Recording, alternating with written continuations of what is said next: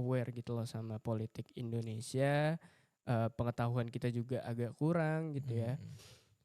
Dan gimana nih kontribusi kita sebagai anak mudanya seperti itu? Oke.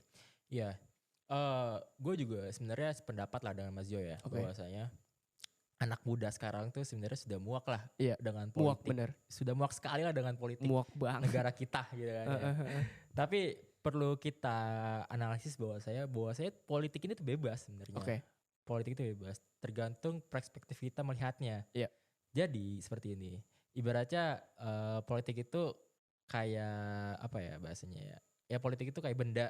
Oke. Yang dimana benda ini tuh mempunyai perspektif dari sudut pandang masing-masing gitu. Oke. Jadi ketika seorang politikus itu melakukan sebuah praktik politiknya, itu pasti ada memandang sebagai segi positif dan segi negatif. Oke. Contohnya sekarang kayak MBG, makan bergizi gratis. Iya. Kan ada banyak sudut pandang masyarakat yang memandang ini positif, tapi Iya. juga ada beberapa pihak yang memandang negatif. Iya. Nah seperti itu politik. Politik itu sebenarnya bebas. Tapi mungkin yang dikatakan muak oleh anak muda sekarang itu di praktik intrik politiknya tersebut. Oke. Kalau kita mengaca ya, mungkin ini muak-muaknya itu saya bisa 100% bahwasanya anak muda itu muak pada saat pemilu 2024. Ketika pencalonan wakil presiden. Iya, dengan betul. putusan MK seperti Betul, itu. Ya, betul. itu apa namanya?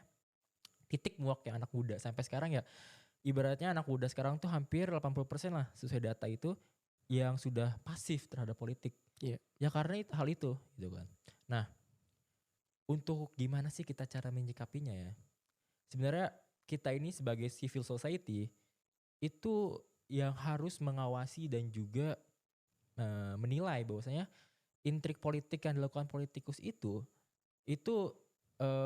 kebanyakan ya sampai sekarang tuh saya bisa berkata itu negatif. Iya. Mempunyai sistem yang negatif dan juga hasil produknya yang cacat gitu. Iya, betul. Seperti itu. Nah, banyaklah sekarang anak-anak muda juga yang sudah bangun dari tidurnya, mahasiswa sekarang yang sudah bangun dari tidurnya yang kemarin kayak contoh RUTNI. Betul. Terus juga soal Indonesia Gelap. Itu kan sekarang anak muda udah mulai bangun lah dengan demonstrasi ke jalanan. Bahkan anak-anak muda, gak cuman saya gitu kan, Mazio juga bisa, teman-teman di luar sana juga bisa. Kita bisa loh menguji ke Mahkamah Konstitusi terkait praktik-praktik atau produk-produk undang-undang yang dihasilkan itu menurut kita cacat dan merugikan. Itu kita bisa mengajukan uji material atau uji formil ke Mahkamah Konstitusi.